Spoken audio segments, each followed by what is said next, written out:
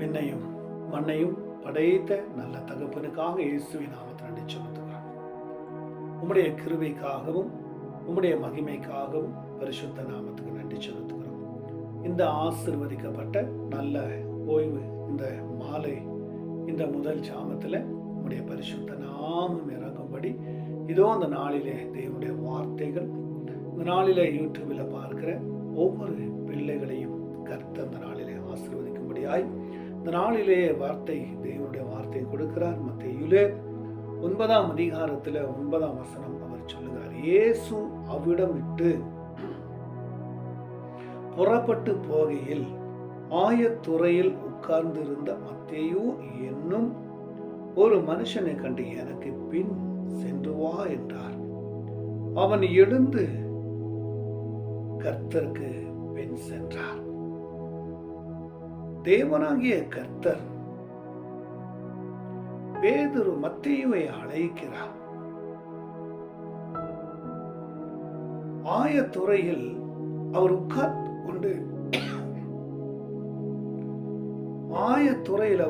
கொண்டிருந்தார். மத்தேயு என்னும் ஒரு மனுஷனை கண்டு எனக்கு பின் சென்று வா அப்படின்றார். பின் சென்று வா அப்படின்றார். தேவனாகிய கர்த்தரே ஆயத்துறையில் உட்கார்ந்திருந்த மத்தேயுவே அழைக்கிறார். ஒரு மனுஷனை கர்த்தர் அழைத்தால், ஒரு மனுஷனை கர்த்தர் தெரிந்து கொண்டால், ஒரு மனுஷனை பேர் சொல்லி கர்த்தர் அழைத்தால் அந்த மனுஷன் பாக்கியவானாயிருப்பான். அந்த மனுஷன் பாக்கியவானாயிருப்பான். அழைக்கிறார், பாக்கியவானாயிருப்பான். மத்தேயுவை அழைக்கிறார். மத்தேயுவை அழைக்கிறார் என்று சொன்னார். அவரு சும்மா எல்லாம் வா என் வீட்டுல வந்து விருந்து சாப்பிடு, என் வீட்டுல வந்து சாப்பிட்டு போ, என் வீட்டுக்கு வா, கொஞ்ச உட்காந்து நம்ம கதை பேசலாம், வா நம்ம உட்காந்து நம்ம ஏதோ பேசலாம் சொல்லி மத்தேயுவை தேவனாகிய கர்த்தர் அழைக்கல. கர்த்தர் மத்தேயு மேல ஒரு அக்கறை வைத்திருந்தார். மத்தேயின் மேல ஒரு நோக்கம் வைத்திருந்தார் கர்த்தர். மத்தேயின் மேல ஏதோ ஒரு திட்டத்தை கர்த்தர் வைத்திருக்கிறார். மத்தேயு மேல ஏதோ ஒரு திட்டத்தை வைத்திருக்கிறார். அதற்கு தான் கர்த்தர் மத்தேயு அழைக்கிறார். மத்தேயுவே என் பின் சென்று வா என்றார். என் பின்பாக வா, உனக்கு ஒரு ஆசீர்வாதத்தை வைத்திருக்கிறேன், உனக்கு ஒரு நன்மையை வைத்திருக்கிறேன், உனக்கு ஒரு மேன்மையை வைத்திருக்கிறேன். நீ எனக்கு தேவைப்படுகிறது, நீ எனக்கு வேணும். உன்னை கொண்டு ஒரு திட்டத்தை வைத்திருக்கிறேன், உன்னை கொண்டு ஒரு திட்டத்தை வைத்திருக்கிறேன், உன்னை கொண்டு ஒரு காரியம் நான் செய்ய வேண்டும், வா என் பின் என்று சொன்னார். உடனே மத்தேயு தேவ சமூகத்துக்கு கீழ்ப்படிந்தார். தேவ சமூகத்துக்கு கீழ்ப்படிந்தார். கீழ்ப்படிந்து தேவ சமூகத்துக்கு வருகிறார். தேவ பிள்ளைகளே, இந்த வசனத்தின் ஜெபத்தை யூடியூப்ல வழியில பார்க்கிற உங்களையும் கர்த்தர் அழைக்கிறார். உங்களையும் கர்த்தர் கூப்பிடுகிறார். உங்களையும் என் பின் வா என்று அழைக்கிறார். உங்களையும் கூப்பிடுகிறார் என்றால் ஒரு திட்டம் இல்லாம அழைக்க மாட்டார். யாரையுமே எந்த ஒரு திட்டம் இல்லாம கர்த்தர் அக்கறையோடு அழைக்க மாட்டார். கர்த்தர் அழைத்தால் ஒரு திட்டத்தோடு அழைப்பார். ஒரு திட்டத்தோடு கர்த்தர் அழைப்பார். ஒரு திட்டத்தோடு கர்த்தர் அழைப்பார். என் தேவ பிள்ளைகளே, இந்த ஜெபத்தை வசனத்தை பார்க்கிற உங்களுக்காக கர்த்தர் சொல்லுகிறார். உடனே அவன் லூக்கா சுவிசேஷத்துல 5ஆம் அதிகாரத்துல 28ஆம் வசனம், அவன் எல்லாவற்றையும் விட்டு எழுந்து அவருக்கு பின் சென்றார். எல்லாவற்றையும் விட்டுட்டார். அவர் செய்த எல்லா தவறுகளும் வரி வசூலுக்கு எல்லா காரியத்தை விட்டு எழுந்தார். எங்கிருந்து எழுந்தார்? தான் வரி வசூலிக்கிற இடத்திலிருந்து எழுந்தார். தன் ஆயத்துறையிலிருந்து எழுந்தார். அங்க இருக்கிறது சரியில்லை, அங்க இருந்து அவனுக்கு சரியாகாது, அதனால நீ அங்கிருந்து எழுந்துவா என்று சொல்லி கர்த்தர் அந்த இடத்துல எழுப்புகிறார். எழுந்து எல்லாவற்றையும் விட்டு விட்டார். எல்லாவற்றையும் விட்டு எழுந்து தேவனாகிய கர்த்தருக்கு பின் சென்றார். தேவனாகிய கர்த்தருக்கு பின் சென்றார். தேவ பிள்ளைகளே, இன்னைக்கு நீங்க எப்படி ஒரு வார்த்தைக்கு கீழ்ப்படுகிறீர்களா? தேவனுடைய வார்த்தைக்கு வா, சபை குடிக்கு வா, தேவ சமூக கூடுகிற இடத்துக்கு வா, சத்தியம் போதிக்கிற இடத்துக்கு வா, சத்தியம் என்கிற அபிஷேகத்துல ஆராதிக்க வா என்று அழைக்கும் பொழுது உன் அழைப்புக்குள் வருகிற நோக்கம் என்ன? உன் அழைப்புக்குள்ள நீ என்ன நோக்கமா இருக்கிற? தேவ பிள்ளைகளே, கர்த்தர் உங்களை அழைக்கிறார். கர்த்தர் உங்களை அழைக்கிறார்.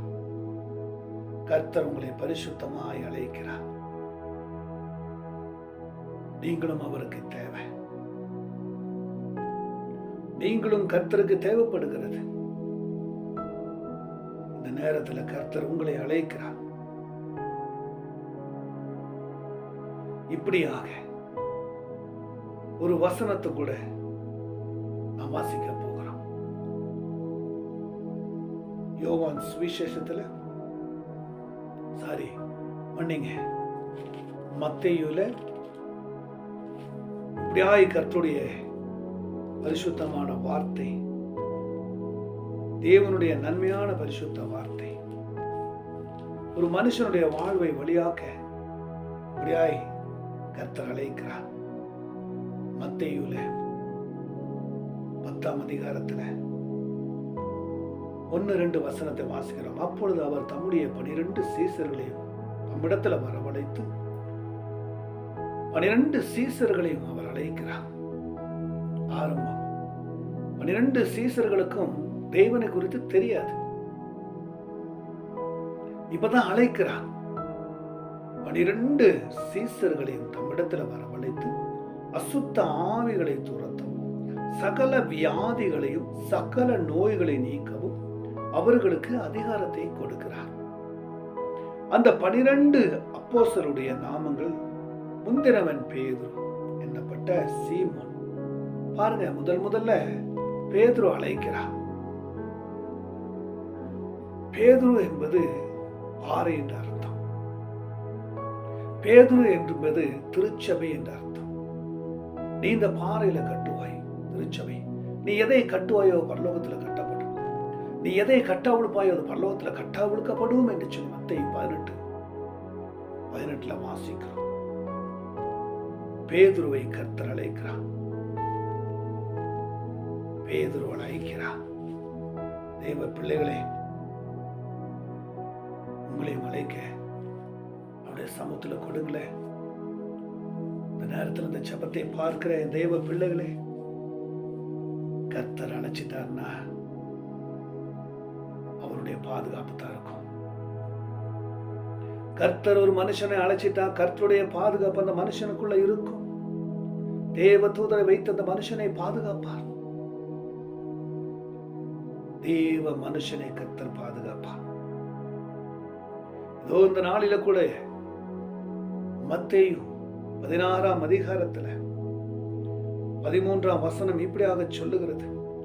பின்பு இயேசு பிலிப்பு செச்சரியாவின் திசைகளில் வந்த பொழுது தம்முடைய சீசரை நோக்கி, மனுஷகுமாரனாகிய என்ன ஜனங்கள் யார் என்று சொல்லுகிறார் என்று கேட்டார். அதற்கு அவர், சிலர் உம்மை யோவான் ஸ்நானன் என்றும், சிலர் எலியா என்றும், வேறு சிலர் எரேமியா என்றும், சில தீர்க்கதரிசிகள் ஒருவர் என்றும் சொல்லுகிறார் என்றார். அப்பொழுது அவர், நீங்கள் என்னை யார் என்று சொல்லுகிறீர்கள் என்று கேட்டார். அதற்கு சீமோன் பேதுருமாக, ஜீவனுடைய தேவனாகிய குமாரன் சீமோன் பேதுரு பிரத்திரமாக, நீர் ஜீவனுள்ள தேவனுடைய குமாரனாகிய கிறிஸ்து என்றார். இயேசு அவனை நோக்கி, யோனாவின் குமாரனாகிய சீமோனே, நீ பாக்கியவான். உனக்குள் மாம்சமும் இரத்தமும் இதை உனக்கு உனக்கு வெளிப்படுத்தவில்லை, பரலோகத்தில் இருக்கிற என் பிதா இதை உனக்கு வெளிப்படுத்தினார். என்ன ஒரு பாக்கியம், என்ன ஒரு ஆறுதல். கர்த்தருங்க பார்க்கிறேன். அப்பொழுது அவர், நீங்கள் என் யார் என்று சொல்லுகிறீர்கள் என்று கேட்டார். அதற்கு சீமோன் பேதுரு பிதருமாக, ஜீவனுள்ள தேவனுடைய குமாரனாகிய கிறிஸ்து என்கிறார். இந்த கிறிஸ்துவை அறிந்தனால, கிறிஸ்துவை ஏற்றுக்கொண்டனால, கிறிஸ்துவுடைய அழைப்புக்கு கீழ்ப்படிந்தனால,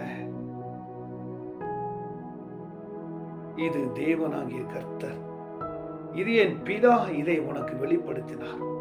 ஏசப்பா அந்த பேதுருவை நோக்கி, யோனானின் குமாரனாகிய சீமோனே, நீ பாக்கியவான், நீ பாக்கியவான்,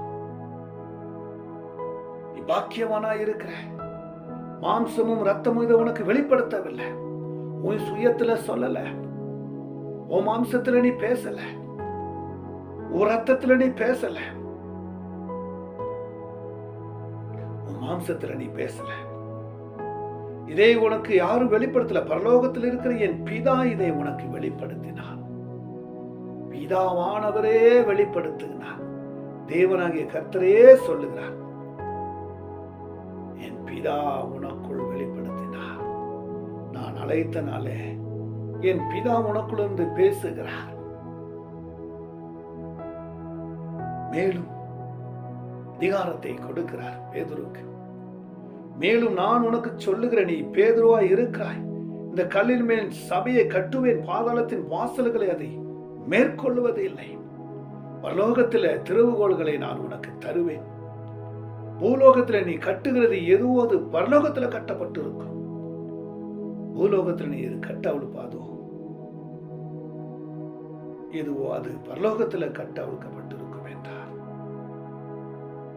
தேவ பிள்ளைகளே, ஆயத்துறையில சும்மா உட்கார்ந்து கொண்டிருந்த மத்தேயுவை கர்த்தர் அழைத்ததுமே உடனே கீழ்ப்படிந்து எல்லாவற்றையும் விட்டு விட்டு தேவனுக்கு வருகிறார், தேவனுடைய சமூகத்துக்கு வருகிறார், தேவ சமூகத்துல வருகிறார், கீழ்ப்படிந்து வருகிறார். அன்றைக்கு பேதுரு வலையை அலசி கொண்டு இருக்கும் பொழுது கர்த்தர் அந்த இடத்துல போகிறார், கர்த்தர் போகிறார். சீமோனே, உன் படகில எனக்கு இடம் கிடைக்குமா, உன் படகில எனக்கு இடம் கிடைக்குமா என்று கூப்பிடுகிறார், கேட்கிறார். உன் படகிலே எனக்கு கொஞ்சம் இடம் தருவாயா, உன் படகிலே நான் சவாரி செய்ய வேண்டும் அந்த இடத்துல கேட்கிறார். என்ன ஒரு ஆச்சரியம், என்ன ஒரு ஆச்சரியம். தேவனாகிய கர்த்தர் சொல்லுகிறார் சீமோனை நோக்கி, அப்பொழுது கடற்கரையில் 2 படகுகளை மீன்பிடிக்கிறவர்களையும் இறங்கி வலைகளை அலசி கொண்டிருந்தார். லூக்கா சுவிசேஷத்தில் 5ஆம் அதிகாரத்தில். அப்பொழுது அந்த படவில் ஒன்றில் ஏறி அது சீமோனுடையதாய் இருந்தது. அதை கரையிலிருந்து சற்றே தள்ளும்படி அவனை கேட்டுக்கொண்டார். அந்த படவில் உட்கார்ந்து ஜனங்களுக்கு போதனம் பண்ணினார். அவர் போதனம் பண்ணி முடித்த பின்பு சீமோனை நோக்கி, ஆழத்திலே தள்ளி கொண்டு போய் மீன் பிடிக்க வலையை போடுங்கள் என்றார்.